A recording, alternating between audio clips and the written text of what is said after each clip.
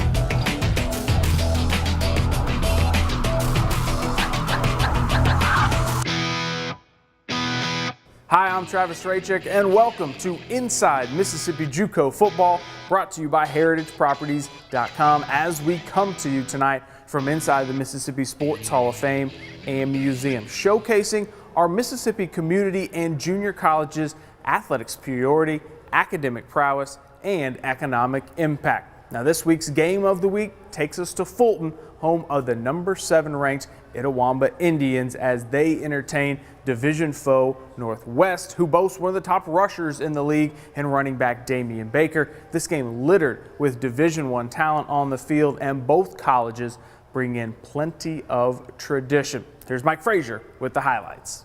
To Itawamba Community College we go on the Fulton campus for this North Division matchup.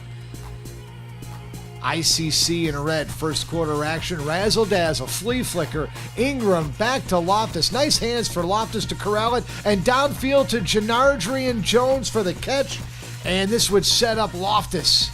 Can he take it around the outside? He does, and midway through the first quarter, number 7 in the country leads it 7-0. Loftus to the air, and there's a sack. First sack yielded by that offensive line for ICC, Terrell Barney with the credit on the sack. Loftus now wants to go deep, looking for Jones. Got him. 80 yards for the score, and ICC leading it 14-0. But back come the Rangers. Karsten Miller looking left. Now flushed right, gonna fire, and finds Josh Hamilton, who skies up in traffic to make the catch. It's a 14-7 game. Rangers on the board. More Northwest. Boy, Damian Baker can rush the football, but he also can catch it. The number 1 rushing leader in the league with the catch on the screen. Burst through the gap. Now the question is, can he make it? Shoulders back, legs churning. Can he turn the corner to the pylon? Yes. Touchdown Rangers. Game tied at 14. Indians threatening inside of a minute to go in the first half. Loftus going to throw it, and that is a fumble, friends. That's a fumble. It didn't make it to the line of scrimmage, and Keith Reynolds Jr. going to pick it up and race it the distance, and the Rangers have their first lead as they head to the dressing room. They lead it 21-14 at the break on homecoming 2013 in Fulton on the Itawamba Community College campus. Second half now, first play of the fourth quarter. And there's Chris Ingram going to bulldoze his way in off the right side. Game tied at 21. Indians get it back inside of 5 to go. 4th and 1, they're going to go for it. John Williams says, let's go. And Ingram doesn't let him down. Touchdown. Extra point, no good. 27-21. Inside of a minute to go. 4th down now. Rangers threatening. Miller flush, steps up, and sacked. And that'll do it. The Rangers drive stalls at the Indians 25. And ICC knocks off Northwest 27-21. This football team on your old line, you're giving good protection to your quarterback. How's that chemistry so far with your group up front? The chemistry up front is phenomenal. I mean, we bond together, we do everything together, and we're a unit. That's how we are, so that's how we play. How tough is this league? Very tough. It's not called the little SEC for nothing. Karsten, you're one of the top passers in the league, consistently throwing the football well. How are you able to do this? Yes, sir. I feel like we have a great receiving core. Offensive line giving me time to make the passes, and I just got to get into their hands. All our receivers are athletes, so I just got to get into their hands. You're a transfer. How did you find Northwest Mississippi Community College? Whenever I had transferred, I knew I wanted to look JUCO because you couldn't transfer D1 without sitting out a year. And I looked, and Northwest is a great historical program, and I got a call from their coaches, and they said I could come on down. So it was a great situation. Okay, Damian, you're the top rusher in the MACJC coming into Week 5. You picked up right where you left off last year. Yes, sir. We have a young team, a young line. But me in the backfield, I want to be a leader for this team, lead my team. Right now, we done had a couple losses, but they've been close games for a young team. We fight. That's all you ask for, a team to fight to the end. You run at these D linemen, these linebackers, the secondary. How tough is this league and why? It's very tough, very fast. In this league, you can't do try to run to the outside. It's very quick. So, me at my size, I try to make a statement before somebody make a statement on me, and that's just hard running. Coach, your thoughts after a tough North Division loss? Well, we expected a good game. I know our record does not show that, but our kids, they never die. They keep on working. We had a good week of practice, and sitting at 1-4 right now, we feel we're the best 1-4 team in the nation, and it's always 2 or 3 plays that really get you, and that's just the game of football. And with a young team right now, we're just not either getting off the field or getting that first down or getting that score when we need to get these hard-fought games. Well, you fall early, you take the lead against the number 7 team in the country, came down to that 4th down play. Walk us through that play call on 4th down. Well, on that one there, we knew that they were going to blitz us, and we thought we had the right protection and routes to get that. But I think they did send on their defense's left side, our right side, one too many. And, you can't really do a 1-yard route, to get that first down. So you got to give a little time for your wide receiver to get a little spacing, and we just couldn't get the ball off there. Coach, big win, no question about it, in the North Division. From division purposes, a quality win for you. It is. It's a great win for our division standings, but also it's a great win for our program. First time we've beat Northwest since 2007. They've been a tough opponent for us and one that we've had trouble with, year to year. So it's great to get a win for the division standings, but it's also great to get a win for us against a great division rival. Also another thing is this is the first time in history that ICC has been 5-0. So this was a big win.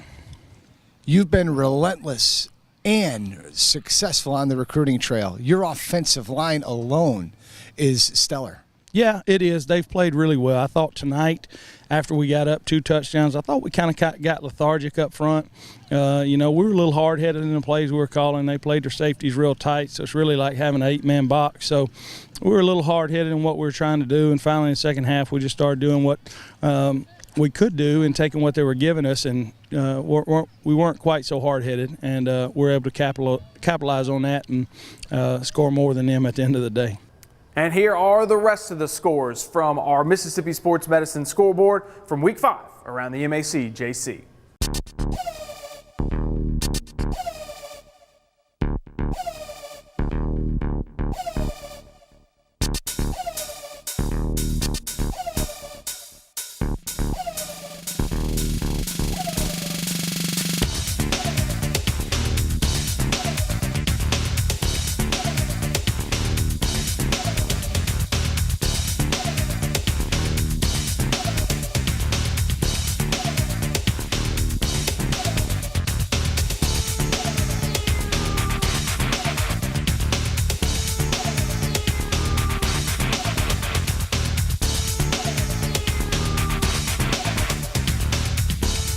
Now let's take a look at the standings after Week 5.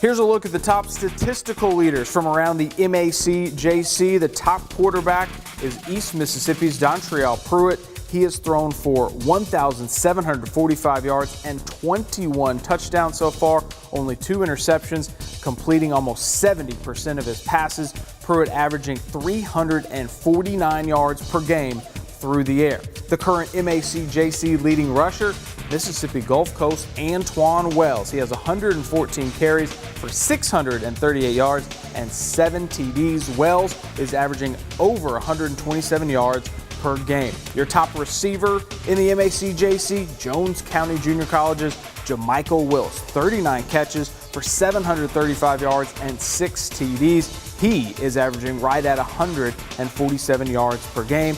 And on the defensive side of the ball, it is Colin's Jordan Harris who continues to lead the league with a high of 76 tackles. Here are this week's Players of the Week from around the MACJC as voted on by the Sports Information and Public Relations Directors of the MACJC.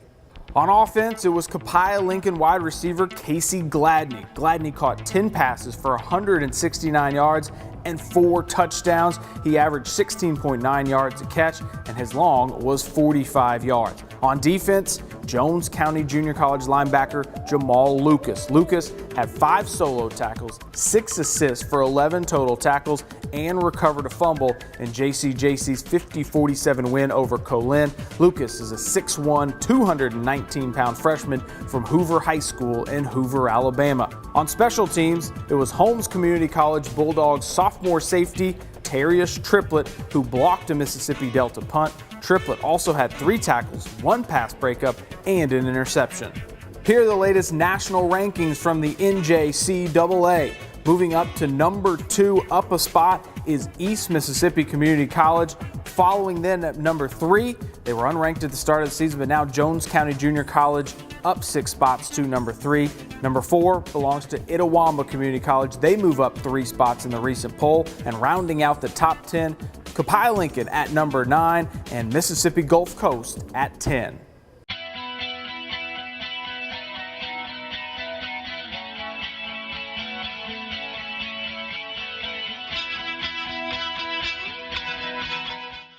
Our first community college feature takes us to Senatobia to Northwest Mississippi Community College. Their career tech programs and nursing program is one of the best the state has to offer. Now, they remain steady at providing a quality education at an affordable price for their students. And we're here in Senatobia on the campus of Northwest Mississippi Community College. Established in 1928, they have been making a big difference for their community, academically as well as athletically. Let's take a tour of the Northwest Mississippi Community College campus. And we're here on the campus of Northwest Mississippi Community College here in Senatobia, joined by the Director of Communications, Sarah Sapp. Sarah, how are you? I'm great, thank you. Sarah, what workforce development efforts are helping business and industry here in Mississippi? That's a great question. One of my favorite things about Northwest Mississippi Community College is that we are the #1 training facility in North Mississippi. That goes all the way from our career technical programs through our workforce development efforts and all the way through our adult basic education and GED programs. So we kind of think of it from cradle to grave. We can help people find the jobs that they need. Our career technical programs really run the gamut. Everything from precision manufacturing and machining, where they're creating the parts that make fully automated processes, from automobile manufacturers to the people who make Hershey chocolate. All of the automated industries that you see, all of the working parts, our students learn how to make those. And they are making them all over the state of Mississippi in the advanced manufacturing environment. Everything from welding and cutting, which of course is needed across all industries, to things like business office technology, things that everyone needs, their accountants and their finance, and all sorts of things to make the business office work correctly. Sarah, how is Northwest helping the healthcare shortage here in the state? That is also a great question. I think we all know that there's a doctor shortage, there's a pharmacist shortage, there's a nursing shortage. What is great about Northwest is that we truly touch every single aspect of the healthcare industry, from our Division of Nursing, where we graduate students who will take the licensure for the registered nurse program, licensed practical nursing, surgical technology, cardiovascular technology, respiratory therapy, healthcare assistant, healthcare data technology, just the list goes on and on. And in addition to the technical side and the allied health side, we are also training our students in healthcare aspects to go on to the four-year college and then go on to medical school or specialized programs. What academic courses do you offer for transfer? The list goes on and on for academics. We offer things in our Division of Business, things like business administration, marketing, management information systems. Of course, all of these are going to go on to the four-year college to complete your bachelor's degree. And then we have our, last but not least, our divisions of math and science, which of course are the pure sciences, things like engineering, mathematics, pre-engineering, pre-architecture, that of course will transfer on to the four-year colleges. Now, the very best thing about any of our academic divisions is when you complete your Associate of Arts here at Northwest, every single one of your classes is going to transfer to any Mississippi public college. You don't find that everywhere. It's really hard to find an accredited community college that you know 100% your classes are going to transfer to the Mississippi college of your choice. So that's a really good aspect about those courses. Sarah, nice visiting with you, and thank you for your time. Thank you so much. That is Sarah Sapp, Director of Communications for Northwest Mississippi Community College. Now our C-Spire Spotlight Where Did They Go segment, as we catch up with former Mississippi community and junior college student athletes who are now playing at senior universities. JUCO Weekly recently went to Belhaven to talk with another former Mississippi JUCO player. Greg Gorey joins us now. Greg, Itawamba Community College, what did that college provide for you while you were there in Fulton? Oh, they showed me a lot about overcoming adversity, when it's hard, how to push through it. Great coaching staff showed me a lot about life. Who recruited you to ICC? The former D-line coach, Coach Sawyer, but we have Coach Thompson now, so yeah. Your grades and your courses got you in line to come here to Belhaven. How did ICC do in providing that avenue for you? The coaches at ICC made us go to study hall, so they were strict on grades and work. So they always say student athlete come first. And why did you choose Belhaven University? Belhaven's a good academic school. It's more about life than football. They're going to teach you more about life and great football. So that's why I chose Belhaven. What are you getting your degree in here? Sports med. And what do you want to do with that after you graduate? I didn't really decide what I want to do. I'm just still looking at them right now.